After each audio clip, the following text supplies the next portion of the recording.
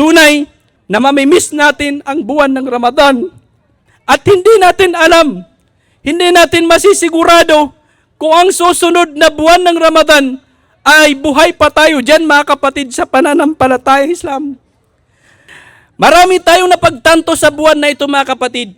Napagtanto natin na kaya pala nating gumising ng maaga para sa Salatul Fajr. Kung kaya nga nating magising sa 2:00 para magluto ng pang-suhur, mga kapatid, mas kakayanin natin na magising araw-araw para sa Salatul Fajr, mga kapatid, sa pananampalatayang Islam. Napagtanto natin na kaya pala natin maglaan ng oras para sa pagbabasa ng Quran sa pang-araw-araw nating buhay, mga kapatid sa Islam. Marami sa atin ang kanilang natapos ang buong Quran sa pagbabasa sa buwan na ito. Yung iba 1 beses, yung iba 2 beses, yung iba 3 beses, mga kapatid sa pananampalatayang Islam. Kaya nating maglaan ng oras araw-araw para sa pagbabasa ng Quran, mga kapatid sa Islam. Kaya pala nating mapigilan ng ating mga sarili sa pagmamarites, paninirampuri, pagsisinungaling. Ganito tayo tinuruan ng Ramadan. Kontrolin natin ang ating mga salita. Kontrolin natin ang ating mga dila, mga kapatid sa pananampalatayang Islam. So ang katuruan na ito ay hindi lang sa buwan ng Ramadan, bagkus atin itong ipagpapatuloy kahit na wala na ang Ramadan. Hindi ba't halal yung pagkain? Hindi ba't halal sa atin na tayo ay uminom? Hindi ba't halal sa atin na tumabi sa ating mga asawa?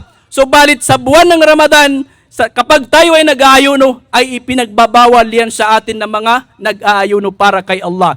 Kung nakayanan natin yung iwanan, mas makakayanan natin iwasan at iwanan ang mga ipinagbabawal ni Allah subhanahu wa ta'ala.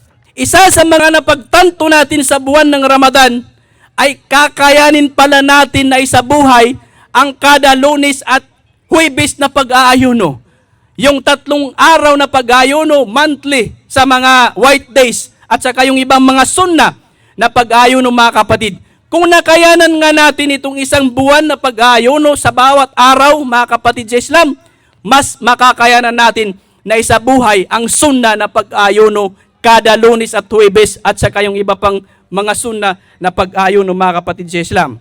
Isa sa mga itinuro sa atin ng Ramadan ay yung ibinababa natin yung ating mga paningin. Kapag may nakikita tayong mga ipinagbabawal na tingnan, yung mga aurat ng mga kababaihan, halimbawa, ay naalala natin, nag-aayuno ako, ibinababa natin ang ating mga paningin. Isa ito sa mga itinuro sa atin ng buwan ng Ramadan.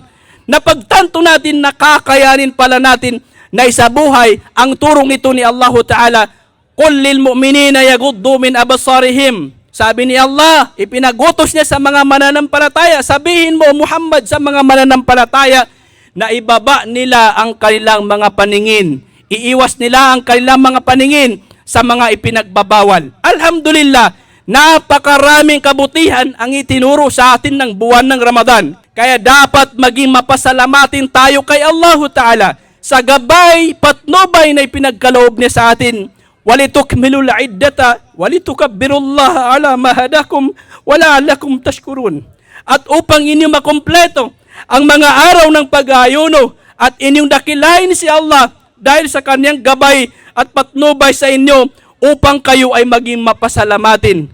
Kay bilis ng mga pangyayari. Parang kahapon lang nung tayo ay naghahanda para sa paparating na buwan na ito, paparating na Ramadan. Nagdadaos tayo ng mga Istiqbal Ramadan Muhadara. Tayo ay nakikinig sa mga Istiqbal Ramadan Muhadara patungkol sa Ramadan, mga kapatid sa Islam. At noong pumasok na sa atin ang Ramadan, ay marami tayong ginawang mga pag-a-adjust. Nag-adjust tayo sa oras sa pagtulog, nag-adjust tayo sa mga pagsamba, kasi mayroon tayong mga aktibidades na ginagawa sa tuwing buwan ng Ramadan. Tulog, pagkain, sa mga gawaing pagsamba, mayroon tayong mga ginawang mga adjustment dyan, mga kapatid sa Islam. Ngayon naman, mga kapatid sa Islam, mag-a-adjust na naman po tayo sa paglisan ng Ramadan. Mayroong mga gawain na hindi na natin magagawa dahil wala na nga ang buwan ng Ramadan, katulad ng Salatut Tarawih. Tunay na mamimiss natin ang buwan ng Ramadan. Mamimiss natin ang pagsasala ng Salatut Tarawih. At hindi natin alam, hindi natin masisigurado kung ang susunod na buwan ng Ramadan ay buhay pa tayo dyan, mga kapatid, sa pananampalatayang Islam. Kaya mga kapatid, sa pananampalatayang Islam, tunay na mamimiss natin ang mapagpalang buwan na ito.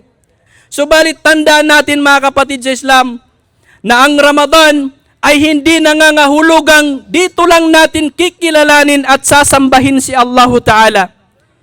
Hindi nangangahulugan dito lang tayo magpapaka-Muslim. Hindi nangangahulugang dito lang natin ayusin ang ating buhay.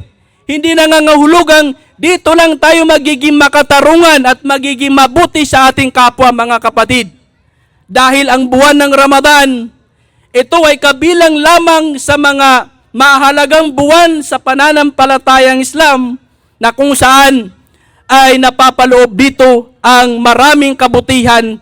Ang buwan na ito ay mas lalo pa nating pinag-iigting ang ating mga pagsamba dahil sa kaigtan ng buwan na ito.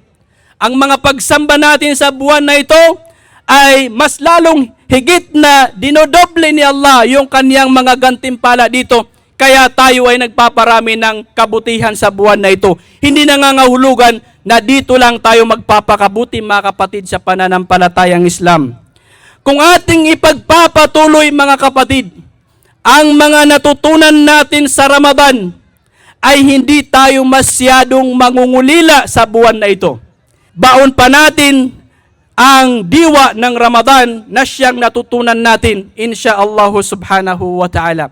Mga kapatid sa pananampalatayang Islam, huwag natin pakakalimutan na isa sa mga nabanggit ng ating mga scholar sa Islam na mga palatandaan na insyaallah ta'ala ay naging matagumpay ang mga ginawa natin mga pagsamba sa buwan ng Ramadan.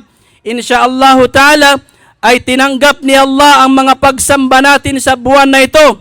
Kabilang sa mga palatandaan ay ang may pagpatuloy natin ang mga gawain natin sa buwan ng Ramadan. Ibig sabihin, may pagpatuloy natin yung mga mabubuti nating gawain, may pagpapatuloy natin yung pagiging Muslim natin sa isip, sa salita, sa gawa, sa puso natin, mga kapatid sa pananampalatayang Islam.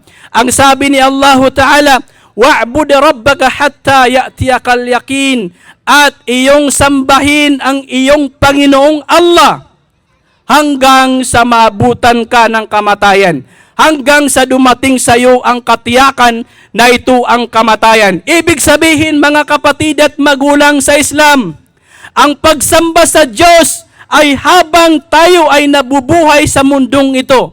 Hanggang sa dumating sa atin ang tiyak, ang takdang oras, which is ito yung kamatayan natin, ay gumagawa tayo ng pagsamba sa Diyos. Gumagawa tayo ng mga kabutihan, sinusunod natin ang mga utos ng Diyos na si Allah Ta'ala, at iniiwasan natin ang mga ipinagbabawal ng Diyos na si Allah Subhanahu wa Ta'ala.